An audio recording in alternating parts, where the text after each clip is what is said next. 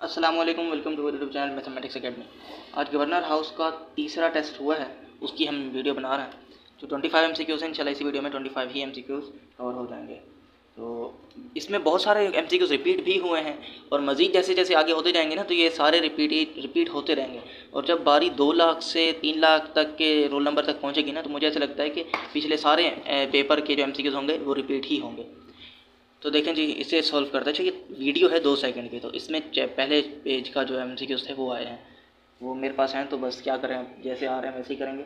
अच्छा, क्या है, ये पुराना ही है, पिछला वाला ही है, फिर भी इसे कर देते हैं। If a is equal to the sum of b and c, ये बोल रहे हैं अगर ए बराबर है sum of b and c के, तो मतलब ए बराबर है sum of b and c के। ठीक है, यहाँ तक इसने बोल दिया। अब आगे पढ़ता हूँ क्या होता है। ये आगे बोल रहा है which of the following is equal to the difference of b and c. बोल रहे हैं नीचे दिए गए कौन सा डिफरेंस है बी और सी के डिफरेंस के बराबर है। अच्छा, अगर बी और सी का डिफरेंस निकाल दिया जाए तो इसका मतलब हम इसे किस तरीके से कर सकते हैं। यार बी माइनस सी किसके बराबर होगा, ये पूछ रहा है वो। ठीक है, डिफरेंस ऑफ बी एंड सी, यही है। हमें एक चीज़ समझ आ रही है कि अगर इन दोनों का हमें डिफरेंस चाहिए तो इसका जो जवाब होगा वो तीनों नहीं होंगे, उसमें ए बी और सी नहीं होंगे। ऐसा क्यों मैं बोल रहा हूँ, क्योंकि जब हम सम कर रहे हैं तो ए के बराबर आ रहा है। अगर डिफरेंस करेंगे तब ए के बराबर आएगा या किसी और के बराबर आएगा, मगर उसमें तीनों नहीं हो सकते। आई बात समझ में? लॉजिक ही नहीं बन रही भाई। 3 नंबर हैं, अगर 3 नंबरों को अगर हम इन दोनों को ऐड कर रहे हैं, ये बन रहा है। अगर इन दोनों को माइनस करेंगे तो ज़रूरी थोड़ी है कि तीनों ही बन जाएं, ऐसा नहीं हो सकता ना। तो ये जो शुरू के 2 ऑप्शन दिए गए हैं, इनमें तीनों ही हैं, ए माइनस बी माइनस सी, ए माइनस बी प्लस सी। तो ये नहीं हो सकता, इन दोनों में से कोई एक होगा। अच्छा, अब इन दोनों में से देखते हैं कि कौन सा एक होगा। क्योंकि ऐसा क्यों बोल रहा हूँ मैं, इन दोनों में से कोई एक होगा, क्योंकि देखो ये है ए माइनस सी और ये है ए माइनस 2सी। मतलब इसमें 2 नंबर हैं, तीसरा वाला 2 अल्फ़ाबेट है, तीसरा अल्फ़ाबेट नहीं है। तो यहाँ पर कौन सा अल्फ़ाबेट नहीं है, बी नहीं है इनमें से। ठीक है, अगर बी नहीं है इसका मतलब हमें बी की जगह कुछ और लिखना पड़ेगा। इस इक्वेशन में बी की जगह कुछ और लिखना पड़ेगा। चलें जी, ठीक है, लिखते हैं। तो यहाँ से अगर हम बी की वैल्यू को फाइंड कर लें, बी को यहाँ से बी को अगर हम निकाल लें और इस इक्वेशन में डाल दें तो बात बन सकती है। तो चलो आप करके देखते हैं। यहाँ पर बी लिखा हुआ है, ऐसे ही लिखा रहने देंगे। यहाँ पर सी प्लस हो रहा है, उधर जाके माइनस हो जाएगा। इससे मैं रिफॉर्म कर रहा हूँ, b is equal to a minus c. ठीक है, b की वैल्यू क्या बन गई है, a माइनस सी। अगर मैं यही b की वैल्यू, ये वाली b की वैल्यू यहाँ पर पुट करूँ तो क्या पता कुछ और बन जाए। ठीक है, तो ठीक है, यहाँ पर पुट कर देता हूँ। b की जगह मैं क्या लिखूँगा, a माइनस सी। ठीक है, ये वाला माइनस सी कहाँ से आया, ये तो ये रहा ना। अब आगे देखो, ये क्या है, ये माइनस सी माइनस 2c। ठीक है, तो बन गया डिफरेंस। किसके बराबर है डिफरेंस, a माइनस 2c के। और इसका राइट ऑप्शन है डी, इसका राइट ऑप्शन है a माइनस 2c। अगला देखो, ये भी वही है, पिछला रिपीट हुआ है। यार एक मिनट में देख लूँ, ये पूरा पिछला पेपर ही तो नहीं है, अलग है। ठीक है, अलग ही। अच्छा, ये रिपीट ही हुआ है। इसमें सेंटेंस कंप्लीट करना है। Dash break up rock slowly, ये क्या है, इसका बी ऑप्शन है। Ice wind and running water, break up rocks. ठीक है, इसका ऑप्शन बी है। ये तो हमने पहले भी डिस्कस किया था। सवाल देखते हैं क्या है, ट्रैफिक। अच्छा, ये भी पिछला ही है। इसका एक्सेसिव इसका आंसर है, मैं आपको बता दे रहा हूँ।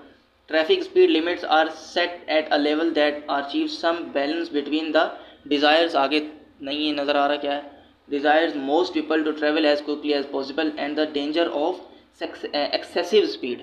ठीक है, वाफिर स्पीड के ख़तरे को कम करने के लिए क्या लिमिटेशन अप्लाई की जाती हैं रोड पर।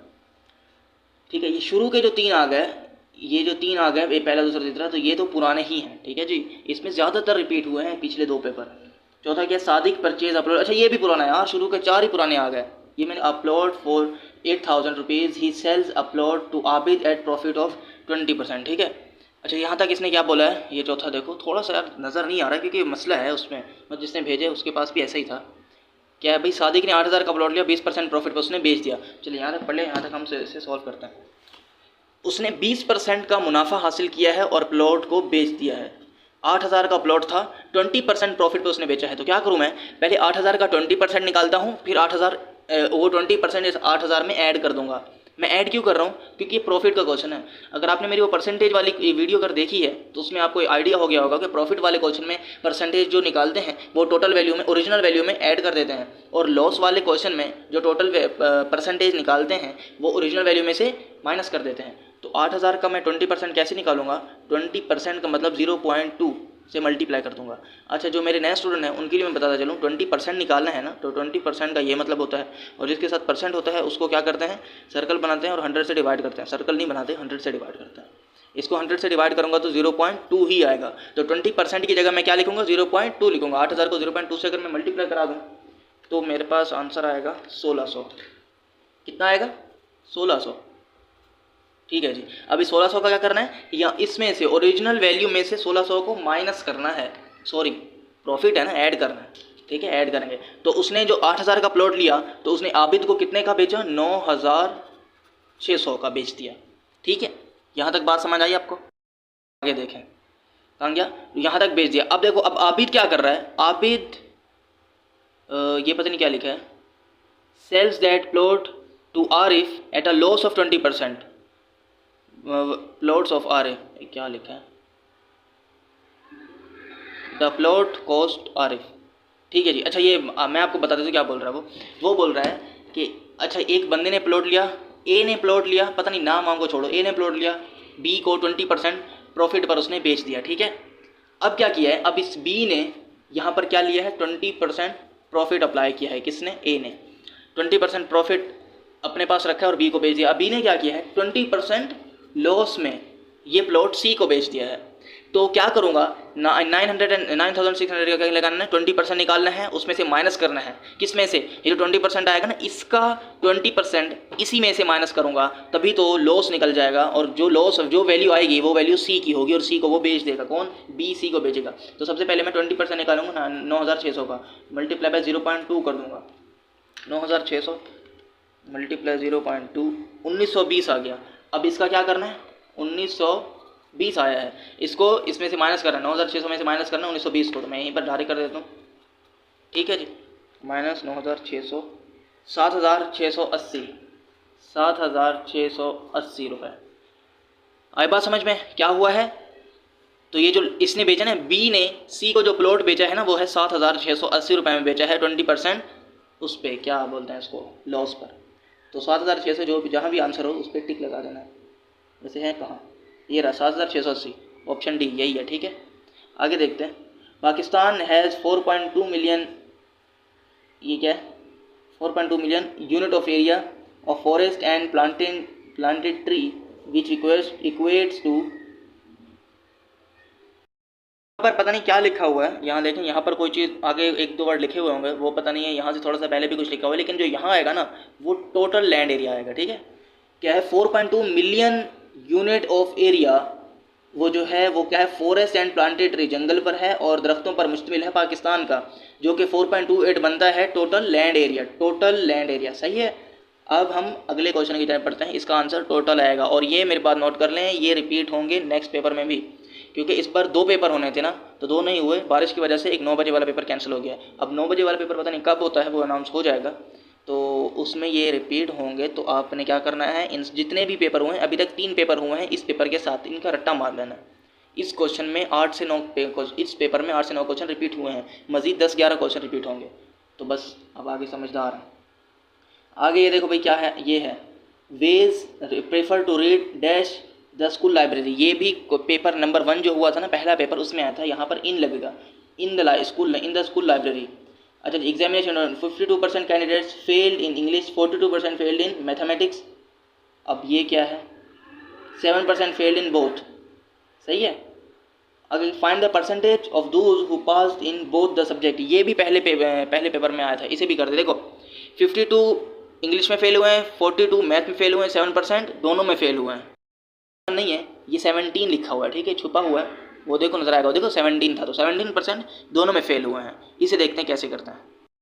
देखो भाई, 52 जो हैं वो मैथ्स में फेल हुए हैं, 52 इंग्लिश में फेल हुए हैं, 42 मैथ्स में फेल हुए हैं, और जो दोनों में फेल हुए हैं ना वो है 17%। तो क्या करेंगे, इनको ऐड नहीं करेंगे, इनको हम माइनस करेंगे। क्यों माइनस करेंगे, क्योंकि इन दोनों का कॉमन है ना ये। अगर इसको भी मैं ऐड कर दूं तो मतलब एक बंदा 2-2 दफ़ा फेल हो जाएगा।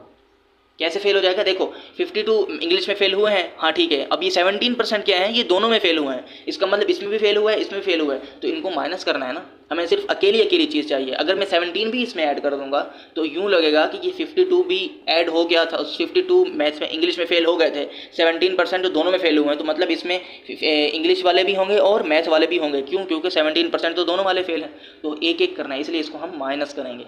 इसका आंसर देखते हैं, इसका आंसर क्या आ रहा है। इसका आंसर जब मैंने सॉल्व किया तो आ रहा है 77%।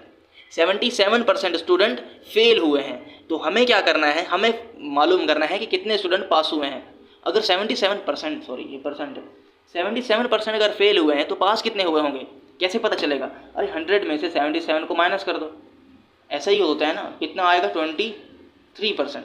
23% स्टूडेंट पास हुए हैं, तो 23 इसका राइट आंसर है, जो कि डी ऑप्शन है, सही है। अगला देखो, अगला नज़र पता नहीं आएगा या नहीं आएगा।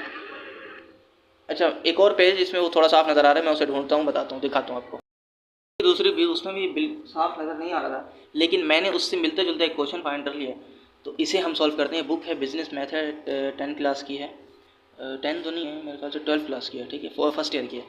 अच्छा, तो यहाँ पर उसके मिलता जुलता ही क्वेश्चन है, लेकिन ये एग्जैक्ट उस जैसा नहीं है। अगर आप में से किसी के पास भी वो वाला क्वेश्चन है जो कि सेम वही हो, किसी को याद हो, तो मुझे कमेंट कर दे, तो मैं इंशाल्लाह नेक्स्ट वीडियो में या फिर नेक्स्ट पेपर में मैं आपको सॉल्व करा दूँगा। अच्छा, ये मुझे नेक्स्ट पेपर से याद आ गया कि मैंने पिछले पेपर में एक क्वेश्चन गलत करा दिया था, तो उसका मैं यहाँ पर करेक्शन करा देता हूँ। वो क्वेश्चन था कि सीनियर टू जूनियर का रेशो जो है ना, वो है कितना था यार, 3:5 था, ऐसा ही था, ठीक है। सीनियर टू जूनियर का रेशो हमें फाइंड करना था, सीनियर की कितने परसेंटेज सीनियर की है। अच्छा, इस चीज़ पर गौर करें, ये रेशो किस चीज़ का है, सीनियर टू जूनियर का, मतलब 3 सीनियर है तो 5 जूनियर होंगे। हमें क्या फाइंड करना है, जूनियर की परसेंटेज फाइंड करनी है। तो किस तरीके से करेंगे, हमें जो चीज़ परसेंटेज फाइंड करनी है, तो उस जिसकी परसेंटेज फाइंड करनी है उसे ऊपर रखते हैं और नीचे क्या रखते हैं, sum of ratio. Sum of ratio कितना है, 3 और 5 8 है, तो हमने 8 को नीचे रख दिया।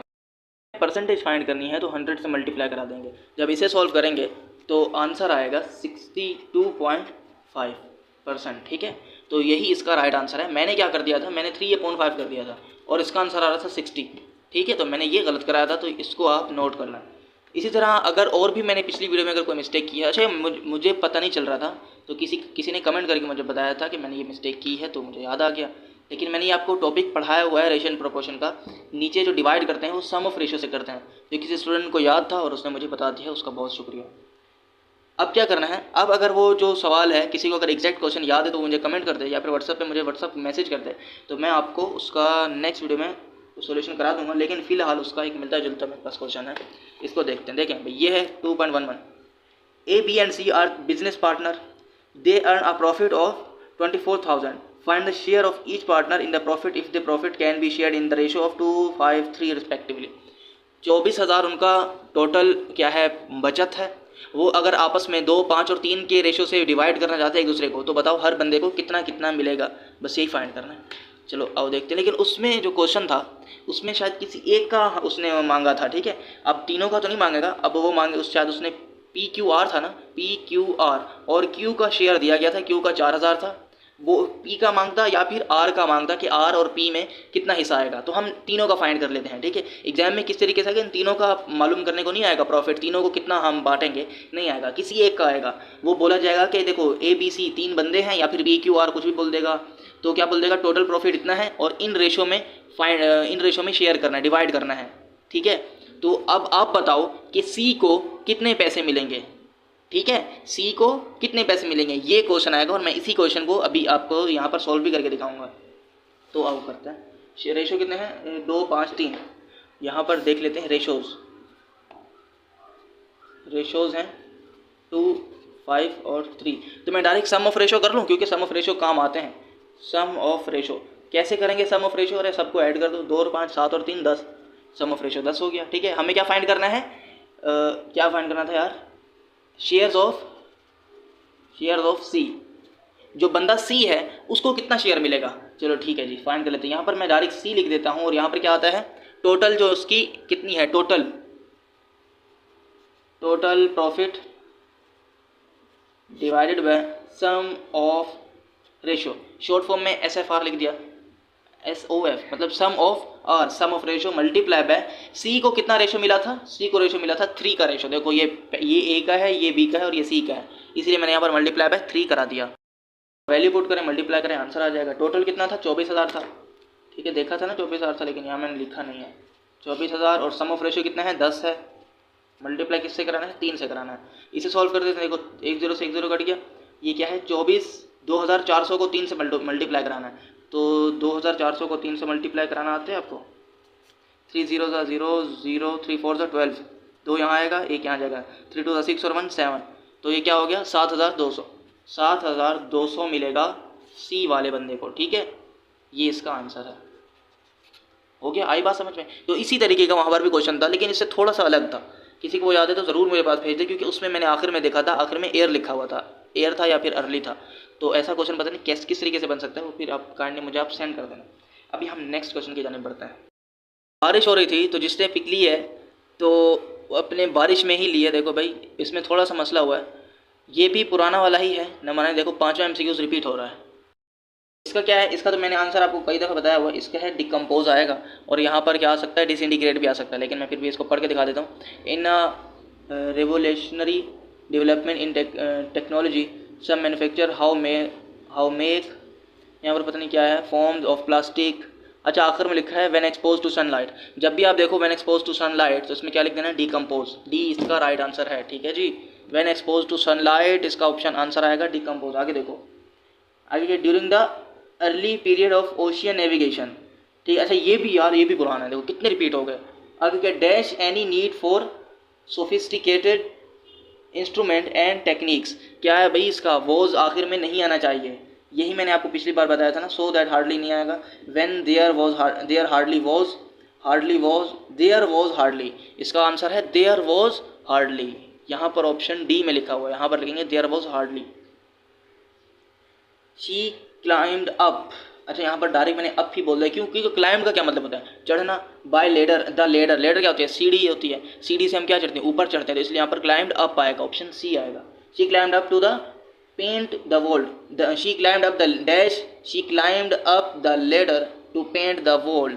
वो सीढ़ी से ऊपर चढ़ा है, अच्छा शी है, वो सीढ़ी से ऊपर चढ़ी है दीवार को कलर करने के लिए। आगे देखो, इन 792 force of Viking warriors seek the fame abbey at Lindisfarne dash England's northern coast। अच्छा यहाँ पर ये लिखा हुआ है नॉर्दर्न कोस्ट, आपको शायद नज़र नहीं आ रहा होगा क्योंकि थोड़ा सा इसमें पानी आ गया, थोड़ा सा, हाँ थोड़ा सा ही आया। अच्छा तो यहाँ क्या आएगा, ऑन इंग्लैंड्स नॉर्दर्न कोस्ट आएगा। ठीक है, ऑन आएगा यहाँ पर। ऑन क्यों आएगा, बाकी क्यों नहीं आएगा, क्योंकि मैंने आपको बताया था प्रीपोजिशन की, एक मैंने छोटी सी ऐसे वीडियो बनाई थी, ए एन और ऑन इन का मैंने यूज़ बताया था। ऑन उस वक्त हो जाता है जब हम किसी सरफेस की बात कर रहे होते हैं। ठीक है, सरफेस की बात कर रहे होते हैं। तो नॉर्दर्न कोस्ट क्या है, ये सरफेस। अच्छा कोस्ट क्या होता है, कोस्ट वो पैसे की बात नहीं हो रही, ये दूसरी चीज़ हो रही है। कोस्ट लाइन जो होती है ना, कोस्ट लाइन देखी है आपने, कहाँ देखी होगी, मैंने भी नहीं देखी। ये वो है किसी बॉर्डर लाइन को कहते हैं ना, बॉर्डर होती है एक मुल्क से दूसरे मुल्क के दरमियान जो बॉर्डर होता है, उस बॉर्डर को कभी कभी कोस्ट लाइन भी कहते हैं। कोस्ट लाइन क्यों कहते हैं, छोड़ दो, बस बॉर्डर वाली लाइन को कोस्ट लाइन कहते हैं। और बॉर्डर क्या है, सरफेस पर होता है ना किसी, तो इसलिए यहाँ पर ऑन आएगा। ठीक है, इंग्लैंड का कोस्ट लाइन। ये देखो, all employees are eligible dash the insurance plan offered by the college, ये आना है। अच्छा ठीक है, यहाँ पर क्या आएगा, क्या है ये, पता नहीं क्या लिखा है। अच्छा many, few, any, some, B answer है। Employees are eligible to any of insurance plan offered by the college. ठीक है, एनी यहाँ पर इसका आंसर आएगा। आगे क्या है, व्हेन थोड़ा सा मुश्किल हो रही है, व्हेन पता नहीं क्या लिखा हुआ है, एलिवेशन ऑफ। अच्छा ये भी पुराना है, व्हाट इज़। ठीक है, ये पुराना है, इसका पीक आंसर है, मुझे याद भी आ गया। मैंने आपको थोड़ा सा डिटेल में बताया था, वो पहाड़ बनाया था और यहाँ पर रोड निकाली थी और कहा था आपको ये रोड सीधा कटी पहाड़ी आ रही है, याद आ रहा है। और उसके अलावा क्या बोला था, देख लें, वहाँ पर मैंने थोड़ा सा इसको अलग तरीके से भी समझाया था, वो वीडियो आप देखें, शायद मेरा पहला वो है, पहला जो टेस्ट हुआ था ना, उसकी जो मैंने वीडियो बनाई थी इसी की है। तो इसका आंसर पीक आएगा। ठीक है, K2 is peak of the Karakoram range, यहाँ पर आएगा K2 इज़, ये लिखा हुआ है K2 is peak of the Karakoram range. ठीक है, ये पीक है, चोटी की जिसे कहते हैं, हिल पार्ट माउंटेन नहीं है, K2 चोटी है, पीक का मतलब चोटी होता है। अच्छा, after discount of 25% of the sales price of a suitcase 846 रुपये। What is the original price of the suitcase, ये बोल रहा है एक सूट केस है, 846 रुपये का एक बंदे ने दिया है, मतलब दुकानदार ने दिया है। अच्छा, दुकानदार ने बोला है कि ये मैंने सूटकेस ना आपको 25% डिस्काउंट में दिया है, ठीक है। तो अब क्या आप वहीं पर खड़े होके वो ये पता लगा सकते हैं कि सूटकेस की ओरिजिनल कीमत क्या है? नहीं पता लगा सकते। चलो मिलके पता लगाते हैं। इसको थोड़ा सा समझने की कोशिश करते हैं। एक सूटकेस है जिसकी कीमत है 846 रुपीज़, ठीक है। उस सूटकेस की कीमत है, और ये सूटकेस क्या है, 25% डिस्काउंट पर दिया गया है। 25% इसमें कीमत नहीं है, ये 100% कीमत नहीं है। तो कितनी परसेंट कीमत है? 25% कम दिया हुआ है। अरे भाई मैं पूछ रहा हूँ कितने परसेंट कीमत का है ये? अरे नहीं यार, दुकानदार बार बार बोल रहा है मैंने आपको 25% का डिस्काउंट दिया है। हाँ, तो आप खुद अंदाज़ा लगाएं, अगर इसमें से 25% की कीमत नहीं है तो कितने परसेंट की कीमत है? 75% की कीमत है ना ये।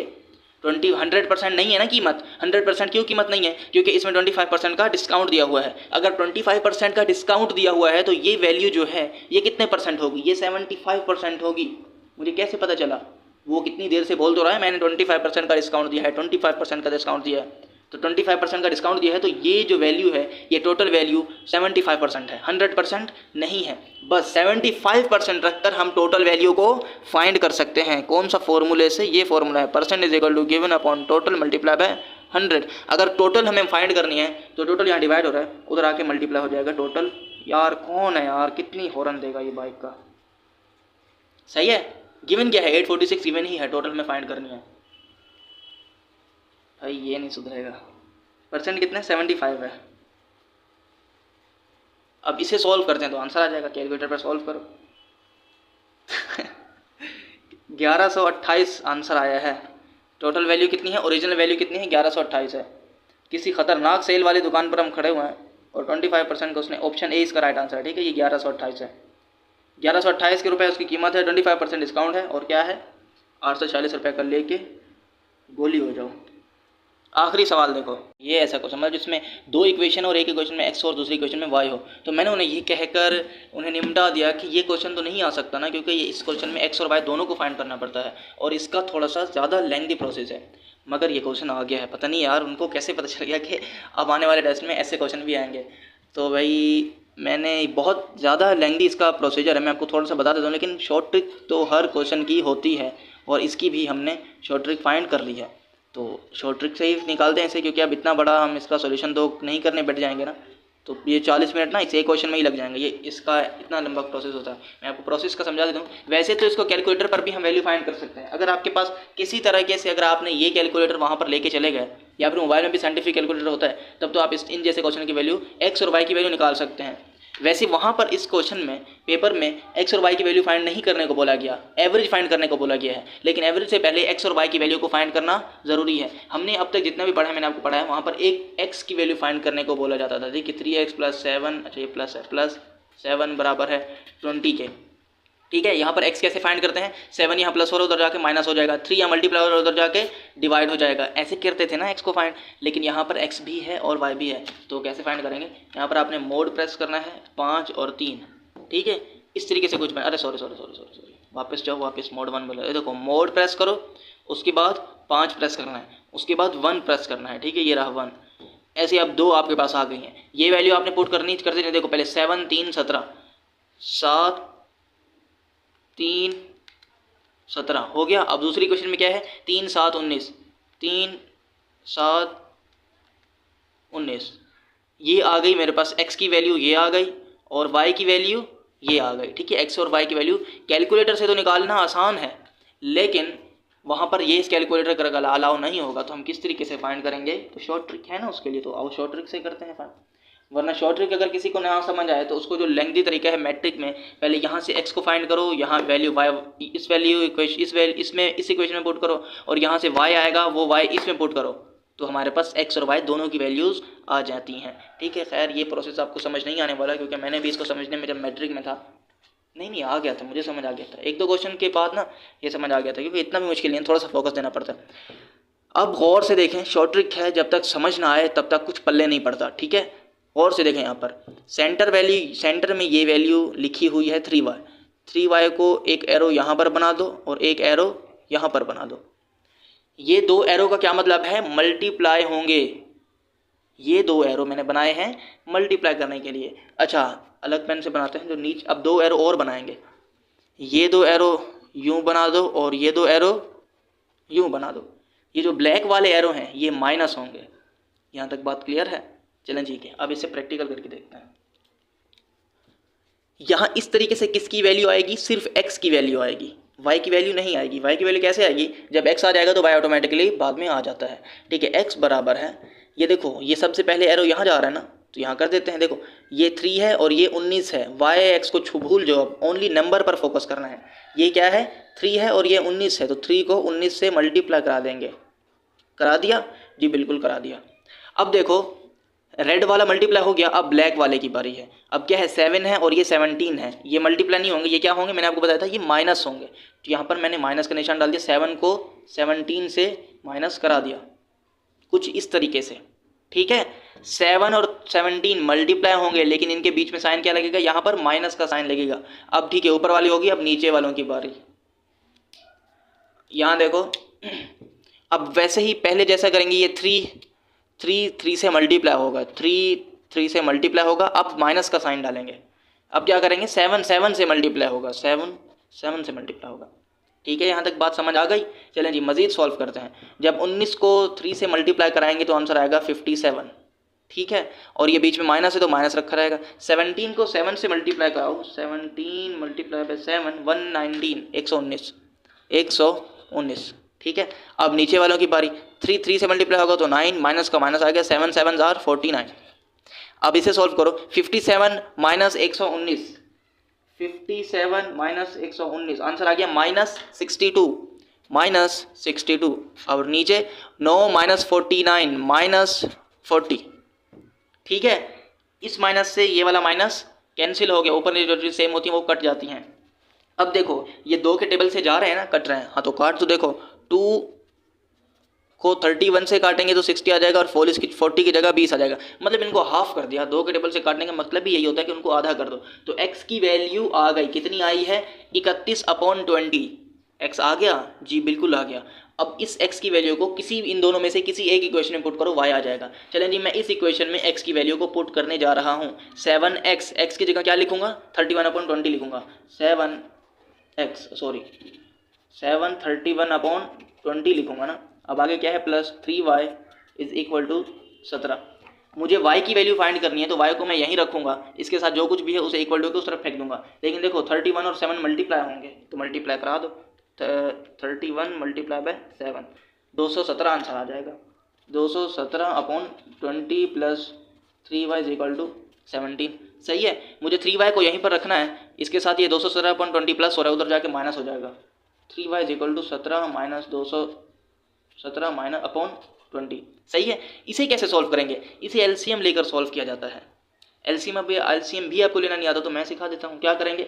17 के नीचे कौन है? 1 है। किसी की जब जहाँ कुछ नहीं होता उसके नीचे वहाँ 1 होता है। देखो ये क्या है? ये इससे मल्टीप्लाई होंगे, ये इससे मल्टीप्लाई होंगे और ये आपस में मल्टीप्लाई होंगे। क्या हो जाएगा? 17 को 20 से मल्टीप्लाई कराएंगे तो आंसर क्या आएगा? 340 आंसर आएगा। ठीक है, और ये माइनस 217 हो जाएगा अपॉन 21 20। मैंने इसको इससे मल्टीप्लाई कराया, 340 आंसर आ गया। फिर भी कैलकुलेट करके देख लेता हूँ। ठीक है, 340 आंसर आ गया। जब 17 20 से मल्टीप्लाई हुआ तो 340 आ गया। ये बीच के जो माइनस लिखा हुआ था ये माइनस वैसे ही लिखा हुआ है। 217 1 से मल्टीप्लाई हुआ 217 आ गया, और नीचे वाले आपस में मल्टीप्लाई होंगे। 21 आर 20। ठीक है, यहाँ पर क्या लिखा हुआ है? 3y लिखा हुआ है। अब इसे सॉल्व करेंगे, 3y ऐसे ही चलता रहेगा। 340 में से जब 217 को माइनस करेंगे, माइनस कितना? 217 123 आ जाएगा। 123/20। ठीक है जी। अब क्या है? मुझे y चाहिए, 3y नहीं चाहिए। ये 3 यहाँ मल्टीप्लाई हो रहा है, इधर आके डिवाइड हो जाएगा। देखो y is equal to 123/20 multiply by 3 divide हो जाएगा। तो मैंने यहाँ पर मल्टीप्लाई क्यों किया? अरे नीचे लिखा है ना, ऊपर थोड़ी लिखा है। नीचे जो नंबर होंगे उसके साथ तो मल्टीप्लाई होगा, ऊपर वाले से डिवाइड हो जाएगा बस। 123 अपॉन ये क्या हो जाएगा? 60 हो जाएगा। तो मतलब 123/60। 123/60 कितना होता है? 123/60 कितना हो गया? 41/20 होता है। 41/20। मगर आपके पास तो ये कैलकुलेटर नहीं होगा, तो 41/20 आप कैसे करोगे? अरे नहीं करो ना, ज़रूरत क्या है, इसे ऐसे ही छोड़ दो। 123/60 छोड़ दो। y की वैल्यू ये आ गई, x की वैल्यू ये आ गई। मुबारक हो, आपने x और y की वैल्यू फाइंड कर ली है। अब क्या करना है? अब जो क्वेश्चन बोल रहा था वही करो, और क्या करना है? क्वेश्चन बोल रहा है क्वेश्चन बोल रहा है average of x and y. क्या निकालना है? Average of x and y की एवरेज निकालनी है। किसी भी चीज़ की एवरेज निकालनी है, मैंने आपको बताया हुआ है। उन दोनों चीज़ों को प्लस करो और 2 से डिवाइड कर दो। 2 से क्यों डिवाइड करो? अरे जितनी चीज़ें हों उतने से डिवाइड कर दो। फिलहाल मेरे पास 2 हैं, एक एक्स है और एक वाई है, तो इसलिए 2 से डिवाइड करेंगे। इसको और इसको ऐड करूँगा, 31/20 प्लस 123/60 डिवाइडेड बाय 2। ये एवरेज निकालने के लिए सब कुछ मैं कर रहा हूँ, ठीक है। अब क्या करेंगे, फिर से वही एलसीएम लेंगे जो पहले लिया था। इन दोनों को आपस में मल्टीप्लाई, इन दोनों को आपस में मल्टीप्लाई, इन दोनों को आपस में मल्टीप्लाई, 2 से डिवाइड। 31 जब 60 से मल्टीप्लाई होगा, 31 मल्टीप्लाई बाय 60 1860 आ गया। बहुत बड़ी बड़ी वैल्यू आ रही है, हो जाएगा 1860 प्लस 123 2 से डिवाइड मल्टीप्लाई होगा 123 मल्टीप्लाई बाय 20 2460। देखो भाई 2460 डिवाइडेड बाय 20, जब 60 से मल्टीप्लाई होगा 20 मल्टीप्लाई बाय 60 1200, और ये डिवाइड हो रहा है 2 से, ठीक है। ये जो नीचे वाला 2 है ये यहाँ पर आ जाता है, इससे मल्टीप्लाई हो जाएगा, ठीक है जी। ये सॉल्व करने का तरीका है। ये डिवाइड हो रहा है, अगर इसके नीचे कोई एक टर्म है तो वो सीधा इससे आके मल्टीप्लाई हो जाएगी। मैं अभी इसको भी सॉल्व कर देता हूँ। देखो 1860 ये प्लस 2400, डायरेक्ट 100 प्लस करके ना लिखते हैं। 1860 और 2400 को कितना हो जाएगा, 1860 प्लस 2400 कितना हो गया, 4260 अपॉन 1200 से 2 मल्टीप्लाई हो जाएगा तो ये हो जाएगा 2400 हो जाएगा, ठीक है जी। इस 0 से ये 0 कट गया तो ये बचा 426/240। इसे सॉल्व करो, कितना आता है, कैलकुलेटर से सॉल्व करो या फिर 2 के टेबल से तो सॉल्व हो ही जाएगा, लेकिन मेरे पास फ़ायदा है कैलकुलेटर है तो मैं इसी से सॉल्व करूँगा। 426 डिवाइडेड बाय 240 71/40। छोटी सी मिस्टेक कर दी है, जब हमने इनको प्लस किया है तो यहाँ पर मैंने लिखा है 4260 नहीं है 4320 आएगा ऑप्शन। यहाँ पर आंसर क्या आएगा, 4320। तो ये 2 स्टेप गलत हो गया, 4320 ये ऑप्शन आंसर आएगा। इसके नीचे क्या है, 2400 है, ठीक है। तो अब इसे कैसे सॉल्व करेंगे, इस 0 से ये 0 कटेगा तो यहाँ जाएगा 4 3 2 और नीचे 2 4 0। 2 के टेबल से इसको काटते जाओ जब तक कटते हैं काटते जाना। देखो 432 डिवाइडेड बाय 240 इसका आंसर क्या आ रहा है, 9/5। कटते कटते ये आंसर आ जाएगा 9/5 ही आएगा, ठीक है जी। तो 9/5 जहाँ भी ऑप्शन हो उस पर टिक कर दें, और ऑप्शन ए है 9/5, यही हमारा आंसर है। तो कुल मिला के बात ये हुई कि आपको समझ भी आया कि नहीं। यह काफ़ी लंबा प्रोसीजर है, आप वीडियो को पीछे से दोबारा से बैक करके थोड़ा सा देख लें और समझ आ जाएगा। अगर आप कहेंगे तो मैं इनकी शॉर्ट ट्रिक के जो ये है ना अलग से इक्वेशन की, ये मैं बना के आपको अपलोड कर दूंगा, सही है जी। ये मतलब उसमें 2-3 क्वेश्चन को हम सॉल्व कर लेंगे। अभी हम अगले क्वेश्चन की जाने बढ़ते हैं। यार काफ़ी टाइम ज़ाया किया इसने, ज़ाया तो नहीं किया, कंज्यूम हुआ है टाइम। ये देखो क्या है, सीरीज़ है 17 8 10 14 18 26। अगला नंबर बताओ क्या आएगा। 17 नहीं है, ये 17 नंबर का है, ठीक है। 17 क्वेश्चन है, ये है 8 10 14 18। यार मैंने वीडियो को ब्रेक लगाई हुई थी, वीडियो बन नहीं रही थी, और ये मैंने पूरा क्वेश्चन एक्सप्लेन कर दिया है।